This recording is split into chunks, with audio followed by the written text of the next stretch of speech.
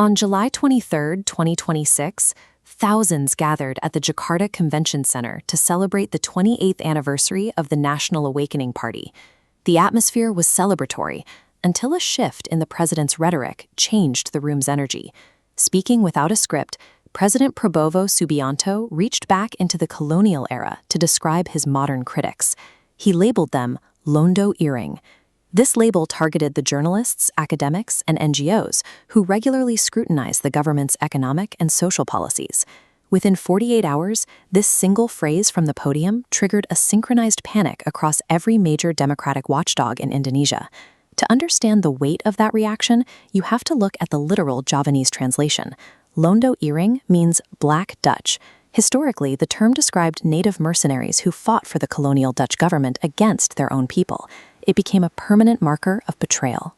While those colonial-era soldiers served a foreign empire, the journalists and activists targeted today operate within a legal, constitutional framework of public oversight. Resurrecting this specific trauma reframes the democratic act of holding power accountable as a form of national treason. The president spoke from a place of frustration.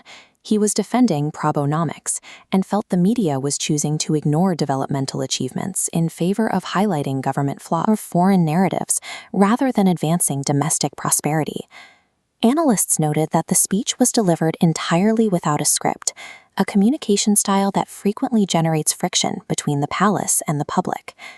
The incident captures the raw friction of a leader demanding appreciation from a press corps that is naturally skeptical. Civil rights groups like PBHI and YLBHI responded rapidly. They argue that state pressure has moved past physical crackdowns into a more subtle phase. They call this soft tactics, silencing dissent through stigmatization. Applying a traitorous label isolates watchdogs, stripping them of public trust. This invisible pressure forces organizations to spend resources defending their reputation instead of investigating policy. These soft tactics are effective because they weaponize public sentiment to perform the work of censorship. The Independent Journalists Alliance and the IJTI issued urgent warnings about the physical safety of reporters in the field.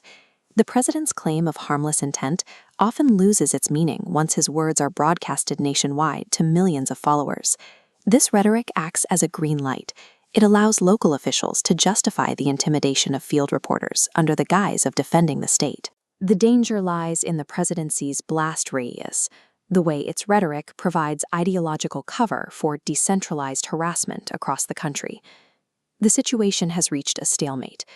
The palace issued a clarification supporting open critique, but has so far ignored formal demands for an apology. Amnesty International has maintained that a government must answer policy criticism with data and performance, rather than with stigmatizing labels.